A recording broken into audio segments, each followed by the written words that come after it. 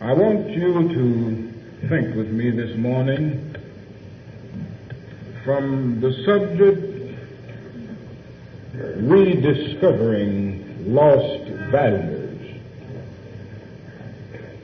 Rediscovering Lost Values. There is something wrong with our world, something fundamentally and basically wrong.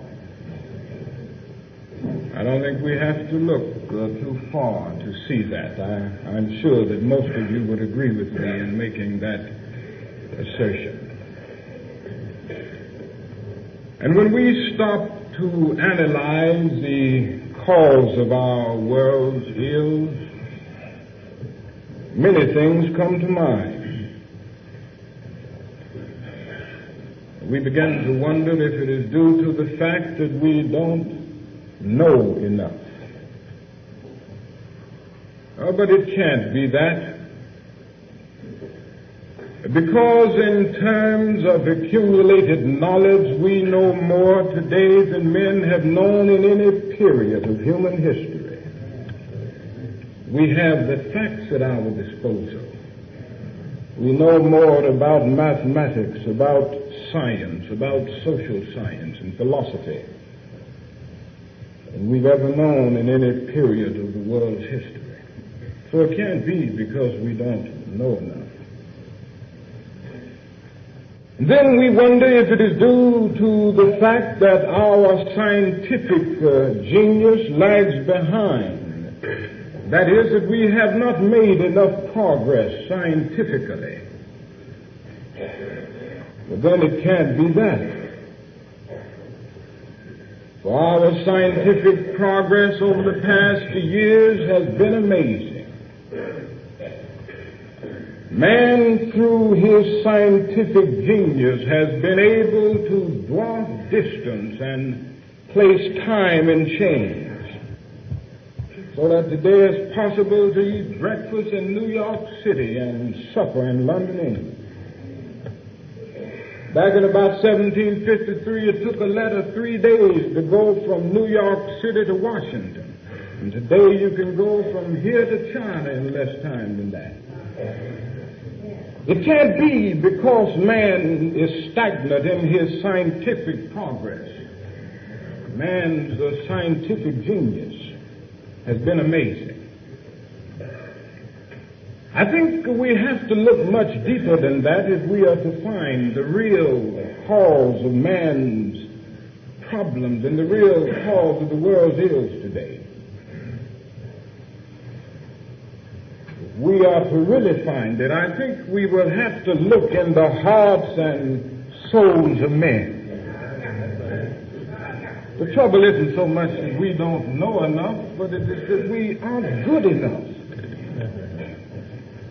The trouble isn't so much that our scientific genius lags behind, but our moral genius lags behind. The great problem facing modern man is that the means by which we live have outdistanced the spiritual ends for which we live. And so we find ourselves caught in a messed up world. The problem is with man himself and man's soul. We haven't learned how to be just and honest and kind and true and loving. And that is the basis of our problem. The real problem is that through our scientific genius we've made of the world a neighborhood, but through our moral and spiritual genius we fail to make of it a brotherhood. And the great danger facing us today is not so much the atomic bomb that was created by physical science. Not so much that atomic bomb that you can put in an airplane and drop on the heads of hundreds and thousands of people, as dangerous as that is. But the real danger confronting civilization today is that atomic bomb which lies in the hearts and souls of men, capable of exploding into the vilest of hate and into the most damaging selfishness. That's the atomic bomb that we've got to fear today. The problem is within man, within the heart and the soul of men. That is the real basis of our problem.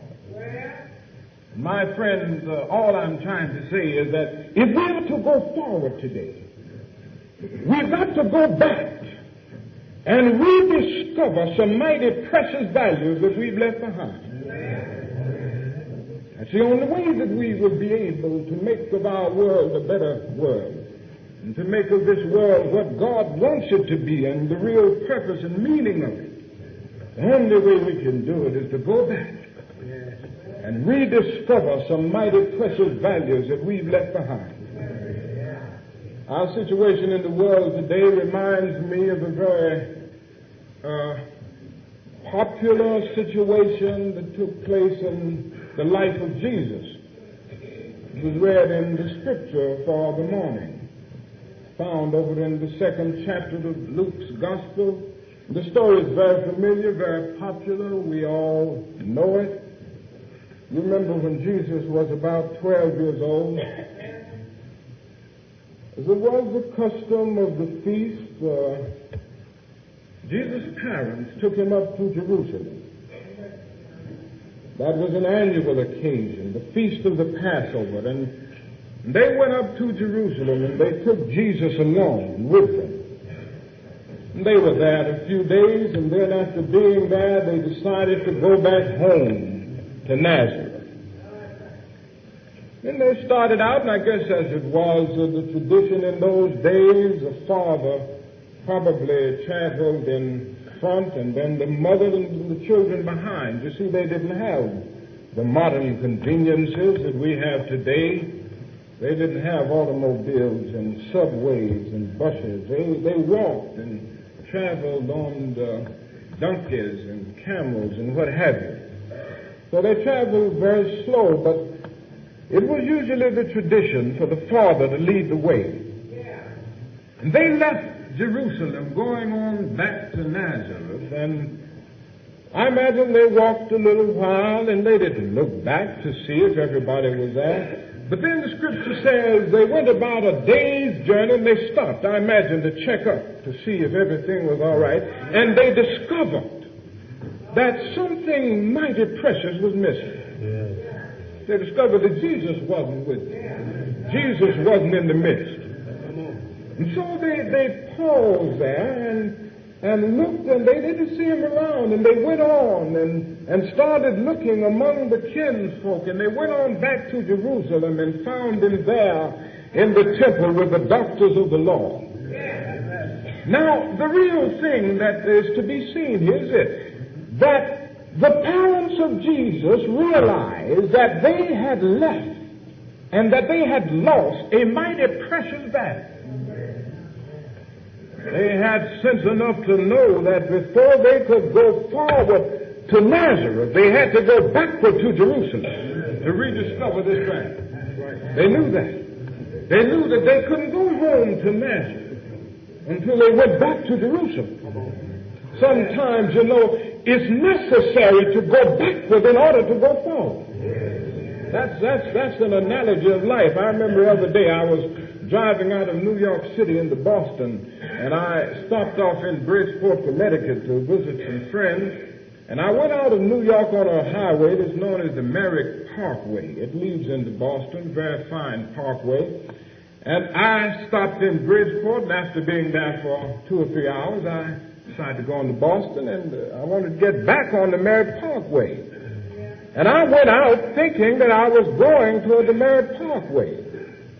I started out and I rode and I kept riding, and I looked up and I saw a sign saying 2 miles to a little town that I knew I was to bypass. I wasn't to pass through that particular town, so I thought I was on the wrong road. I stopped and I asked a gentleman on the road which way would I get to the Merrick Parkway.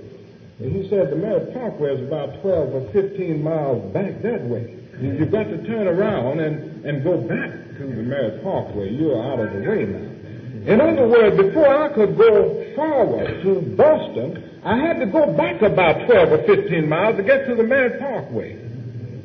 May it not be that modern man has gotten on the wrong parkway.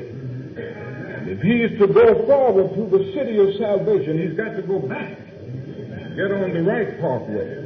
And so that was a thing that Jesus' parents realized, that they had to go back and find this mighty precious value that they had left behind in order to go forward. They realized that.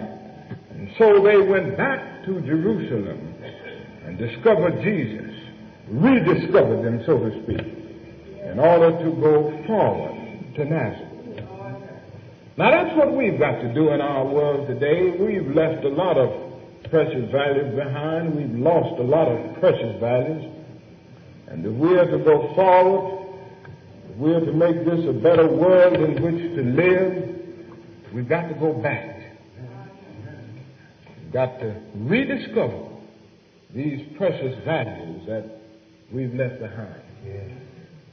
Now, I want to deal with one or two of these mighty precious values that we've left behind, and that if we're to go forward and to make this a better world, we must rediscover. The first is this. The first principle of value that we need to rediscover is this: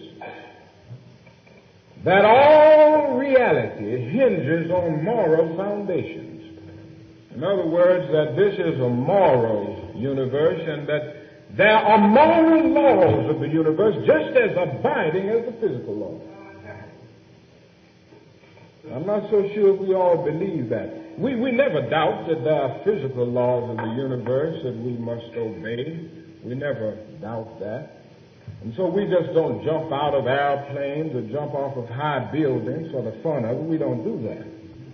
Because we unconsciously know that there is a final law of gravitation, and if you disobey it, you will suffer the consequences. We know that.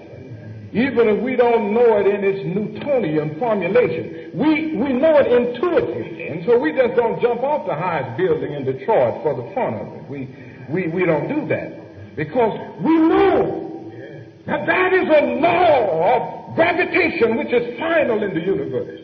If we disobey it, we'll suffer the consequences. But I'm not so sure we know that there are moral laws just as abiding as the physical laws. I'm not so sure about that.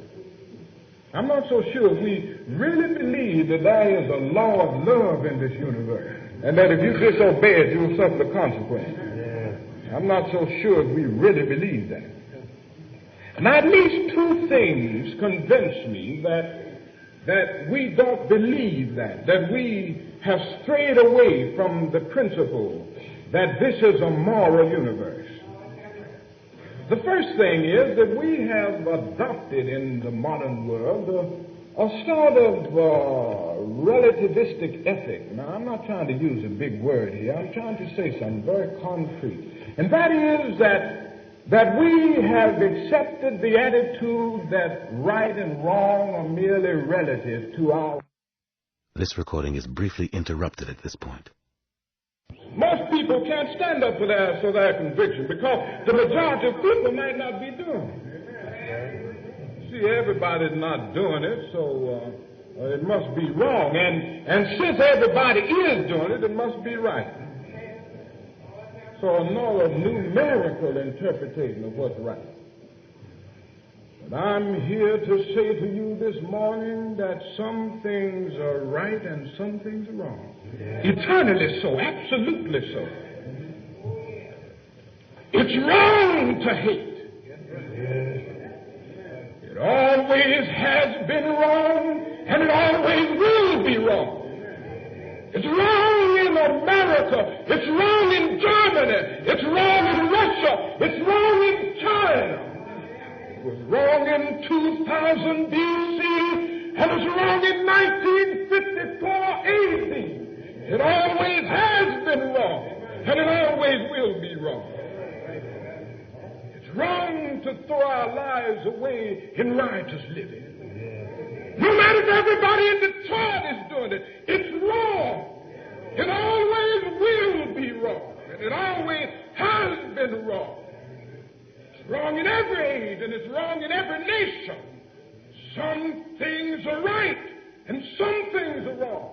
No matter if everybody is doing the contrary. Some things in this universe are absolute. God of the universe has made it so. And so long as we adopt this relative attitude toward right and wrong, we are revolting against the very laws of God himself. Now, that isn't the only thing that convinces me that we strayed away from this attitude, this principle. The other thing is that we have adopted a sort of pragmatic test of right and wrong. Whatever works is right. If it works, it's all right. Nothing is wrong but that which does not work. If you don't get caught, it's right.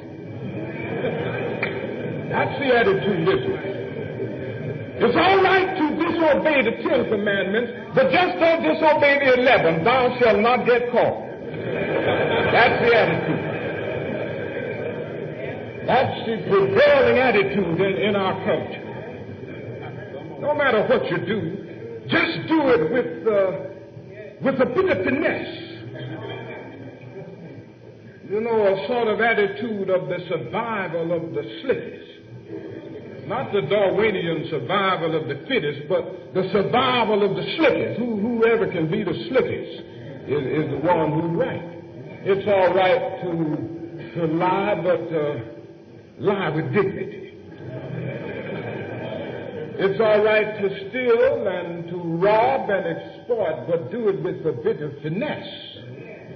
It's even all right to hate, but just dress your hate up in the garments of love and make it appear that you're loving when you actually hate it. Just get down. That's the thing that's right according to this new ethic. My friends, that attitude is destroying the soul of our culture. It's destroying our nation. The thing that we need in the world today is a group of men and women who will stand up for right, be opposed to wrong wherever it is. Group of people who will come to see that some things are wrong whether they are never caught up with. Some things are right whether nobody sees you doing them or not. All I'm trying to say is our world hinges on moral foundations. God has made it so. God has made the universe to be based on a moral law. So long as man disobeys it, he's revolting against God.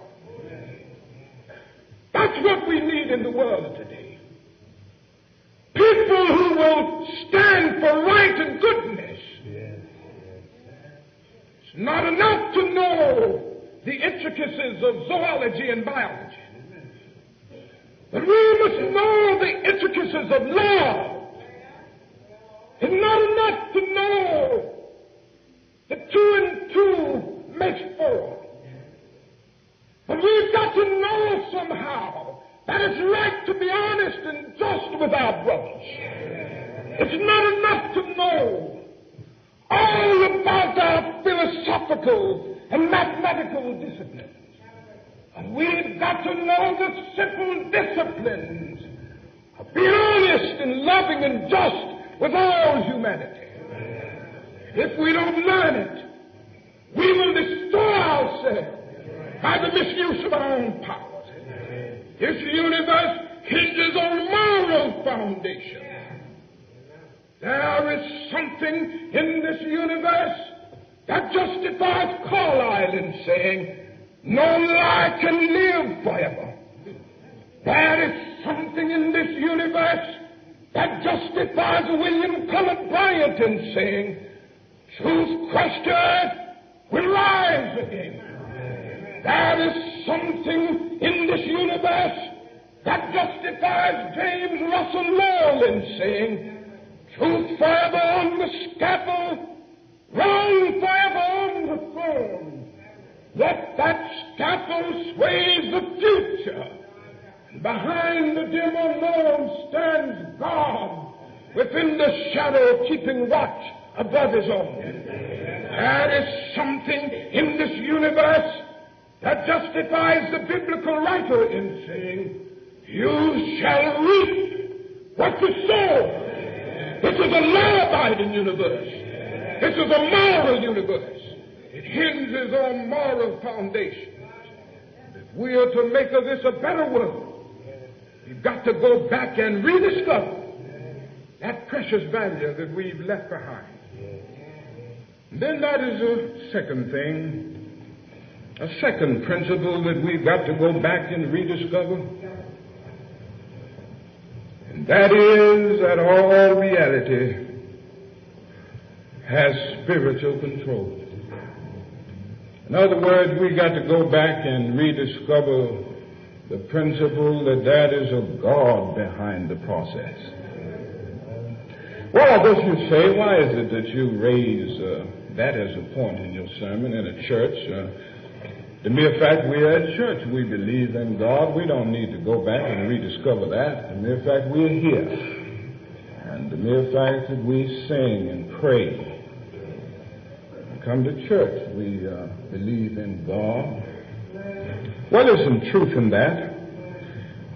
But then you must remember that it's possible to affirm the existence of God with your lips and deny his existence with your life. The most dangerous type of atheism is not theoretical atheism, but practical atheism. That's the most dangerous type. And the world, even the church, is filled up with people who pay lip service to God and not life service. It's filled up with it.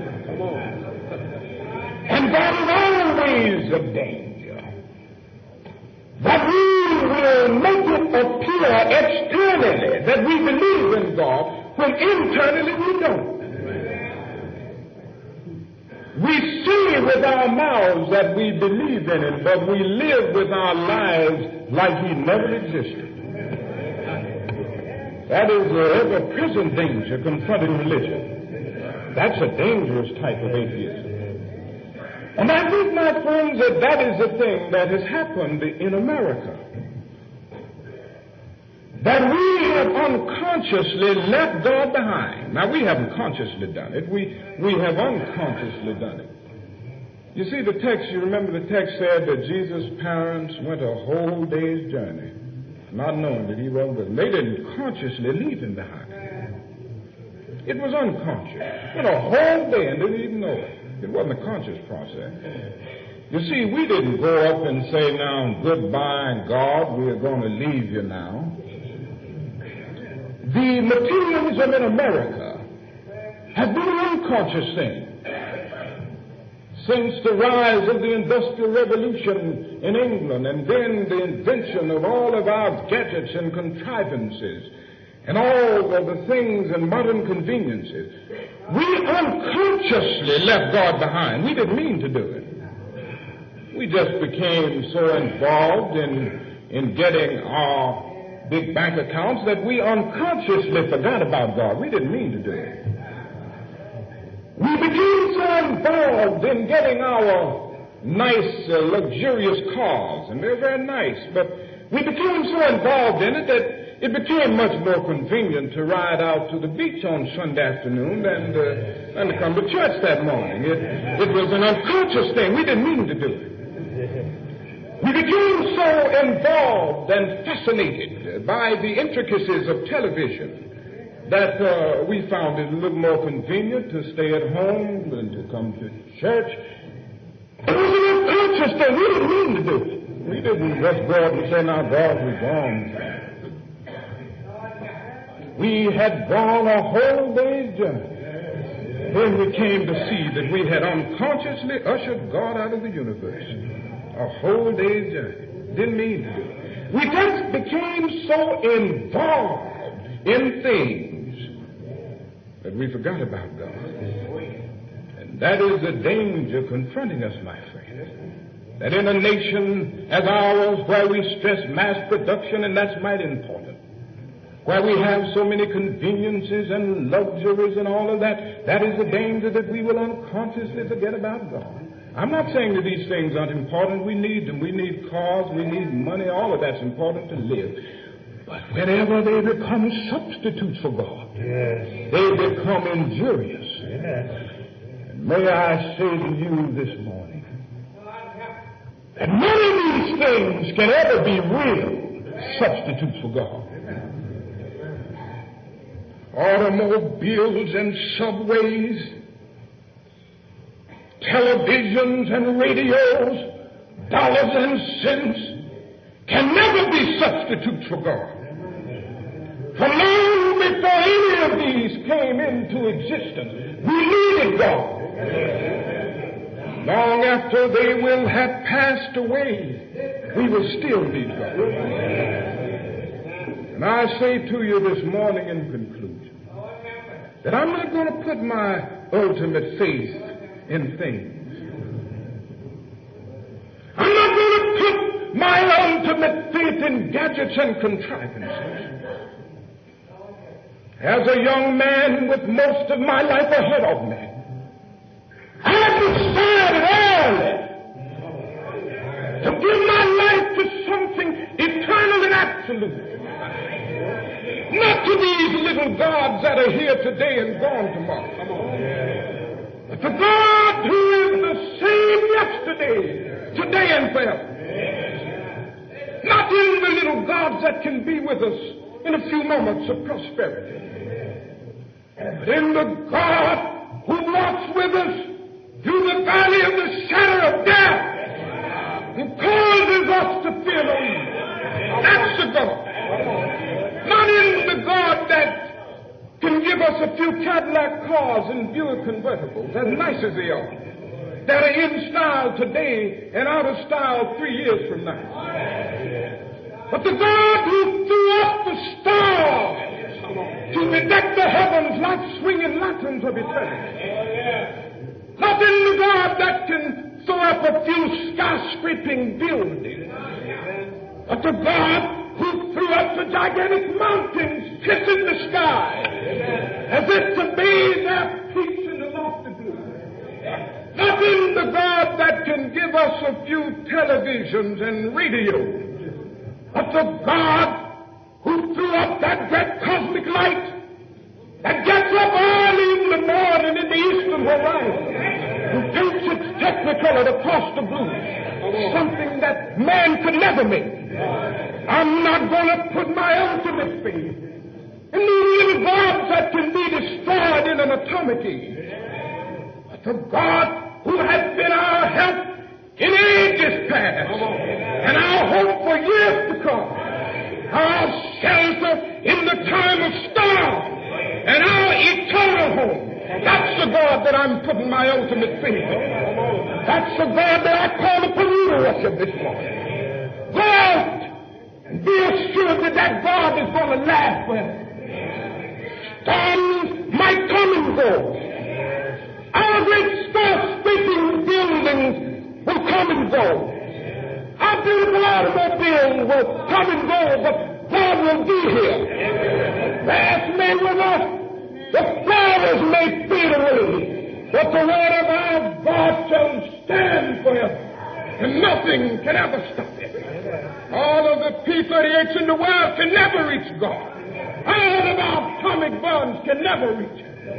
The God that I'm talking about this morning is the God of the universe, and the God that will last through the ages. If we are to go forward this morning, we've got to go back and find that God. And that is the God that demands and commands our ultimate allegiance. If we are to go forward, we must go back and rediscover these precious values. That all reality hinges on moral foundations, and that all reality has spiritual control. God bless you. Amen.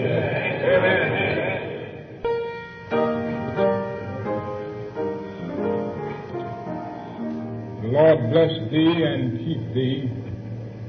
The Lord make his face to shine upon thee and be gracious unto thee. The Lord lift up the light of his countenance unto thee, and be with thee in thy going out and thy coming in thy labor and in thy leisure, in thy moments of joy and in thy moments of sorrow, until the day when there shall be no sunset and no dawning.